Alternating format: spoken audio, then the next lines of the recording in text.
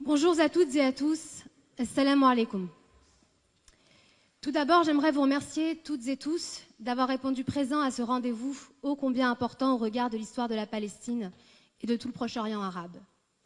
Il s'agit du rendez-vous du centenaire de la déclaration Balfour. Une déclaration coloniale européenne qui a scellé le destin de toute une région et de tout un peuple, le peuple arabe de Palestine. La déclaration Balfour, qu'est-ce que c'est ? C'est une lettre, une simple lettre qui aurait pu rester lettre morte au final, comme l'ont été tant de déclarations, de missives ou de projets portés au cours de l'histoire. Sauf que cette lettre a abouti à une situation concrète, une situation coloniale qui perdure jusqu'aujourd'hui et qui a été rendue possible par un nettoyage ethnique, des expulsions collectives organisées, la désarabisation des lieux, des créations de dizaines de camps de réfugiés en Palestine et dans les pays arabes voisins, des massacres de masse, des emprisonnements arbitraires, des logiques d'apartheid et un quadrillage militaire des territoires occupés. Cette déclaration émerge dans un contexte historique et géopolitique bien déterminé. Celui d'une Europe arrivée à sa dernière année d'une guerre effroyable qui se trouve encore déchirée par des nationalismes et des idéologies identitaires et où Paris et Londres négocient déjà âprement le partage des décombres de l'Empire ottoman dans la région de la Grande Syrie. Et c'est précisément au sein de cet affrontement franco-anglais que le mouvement sioniste et la couronne britannique convergent leurs intérêts respectifs autour de la Palestine, territoire stratégique frontalier du canal de Suez et assurément le pays du Proche-Orient à la valeur symbolique la plus chargée. Mais avant de poursuivre sur les raisons qui ont motivé l'organisation de cette journée, je vais lire ici les quelques lignes qui constituent cette lettre. Voici les mots que Lord Balfour, ministre des Affaires étrangères britannique, adresse au Lord Rothschild, représentant de l'Organisation sioniste mondiale. Cher Lord Rothschild, j'ai le grand plaisir de vous adresser, de la part du gouvernement de Sa Majesté, la déclaration suivante. Sympathisante avec les aspirations juives sionistes, déclaration qui, soumise au cabinet, a été approuvée par lui. Le gouvernement de Sa Majesté envisage favorablement l'établissement en Palestine d'un foyer national pour le peuple juif et emploiera tous ses efforts pour faciliter la réalisation de cet objectif, étant clairement entendu que rien ne sera fait qui puisse porter atteinte ni aux droits civils et religieux des collectivités non juives existantes en Palestine, ni aux droits et au statut politique dont les Juifs disposent dans tout autre pays. Je vous serai obligé de porter cette déclaration à la connaissance de la Fédération sioniste.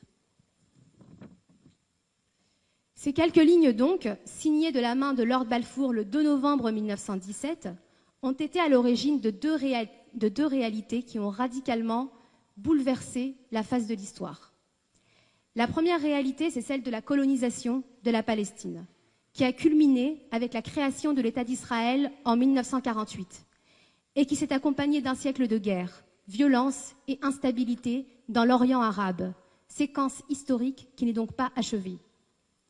La deuxième réalité, c'est celle du déracinement des Juifs de leur pays, comme réponse à l'antisémitisme qu'ils subissaient en Europe, avec comme conséquence notamment le démembrement du Mashrek et du Maghreb arabe de ces communautés juives. Un projet sioniste qui a donc abouti à des réalités historiques désastreuses. Et c'est pourquoi nous, organisations de l'immigration, décoloniales, palestiniennes, syndicales et de la gauche radicale, avons tenu à travailler main dans la main pour élever aujourd'hui, à l'occasion du centenaire de la déclaration Balfour, une voix résolument antisioniste. Une voix qui sera aussi portée par vous toutes et tous ici présents et à l'appel d'organisations qui ont été impliquées dans une démarche unitaire et inclusive, à savoir l'AFPS Paris 14-6, l'AFPS Paris Sud, ATTAC, l'ATMF, le BDS, CDTIM, le Comité Montreuil-Palestine, Ensemble, la FTCR, le FUQP, la MJCF 94, le NPA, le PIR, Solidaire, Sortie du colonialisme et l'Union juive française pour la paix. Cette voix antisioniste que nous allons préciser et explicité au cours des différentes interventions, dont celle de l'historien Ilan Pappé, ici présent, et la chercheuse palestinienne sociologue Rabab Abdul Hadi, est aujourd'hui impérative, car nous nous situons dans un contexte français où les élites politiques jusqu'au sommet de l'État, pour ne pas citer Emmanuel Macron, entretiennent la confusion entre l'antisionisme et l'antisémitisme, jetant par là l'opprobre sur tous les individus et organisations qui émettent des critiques à l'égard d'Israël. Or, les contre-coups du sionisme sont beaucoup trop graves pour que nous nous taisions ou pour que nous renoncions. Et c'est parce que nous sommes fermement attachés aux principes de justice et de dignité que nous ne céderons pas à cet environnement politique qui criminalise les actions de solidarité avec la Palestine, tant que celle-ci restera sous occupation coloniale. 100 ans de colonialisme donc, mais aussi 100 ans de résistance. Et aujourd'hui, c'est pour nous l'occasion de rendre hommage à une résistance palestinienne qui impressionne par sa détermination sans faille à lutter contre la colonisation, contre la désarabisation des noms, de la géographie et de l'histoire, et contre l'expropriation de la mémoire des lieux. Une résistance qui a commencé dès le début du projet sioniste en Palestine, bien avant la création de l'État d'Israël, et dont je vais remémorer ici quelques dates symboliques de son histoire comme témoignage de notre respect pour tous les martyrs de la cause palestinienne. 1936-1939, résistance à l'occupation britannique et contre le projet sioniste. 1947-1949, guerre arabo-palestinienne contre la création de l'État d'Israël. 1967, guerre arabe contre les expansions militaires de l'État d'Israël. 68, bataille de Karameh, opposant les combattants palestiniens contre l'armée israélienne en Jordanie.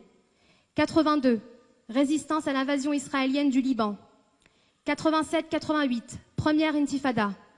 Mai 2000, libération du Sud-Liban après une résistance victorieuse contre une occupation israélienne de 22 ans dans le pays. 2000-2002, deuxième intifada. 2008-2009, résistance héroïque contre le blocus de Gaza et les bombardements israéliens. 2014, de nouveau, guerre de Gaza contre le même blocus. Et l'été 2017, l'été passé, Intifada al-Quds, soulèvement contre la colonisation de Jérusalem. Une résistance qui est continue et qui ne faiblit pas. Et un siècle plus tard, il est fort ironique de constater que le célèbre pari de Ben Gourion, affirmant « Les vieux mourront et les jeunes oublieront », s'est fracassé contre le flambeau rayonnant de la résistance du peuple palestinien, des peuples arabes de la région et de tous les militants anticoloniaux de par le monde, puisqu'on peut affirmer aisément aujourd'hui que, certes les vieux sont morts, mais les jeunes n'ont pas oublié. Ainsi donc, les amis, l'âme de la lutte palestinienne continue à faire vibrer nos cœurs, les cœurs de millions d'Arabes et de militants de par le monde. Nous sommes du bon côté de l'histoire, car nous sommes amoureux de la paix, et nous finirons par vaincre, Inch'Allah. Je terminerai enfin par cette citation de l'écrivain palestinien Elias Sambar, qu'il rapporte de son père dans son récit Le bien des absents. Ne sois pas triste. Personne ne parviendra à se débarrasser de nous. La Palestine est une arête plantée dans la gorge du monde. Personne ne parviendra à l'avaler. Je vous remercie.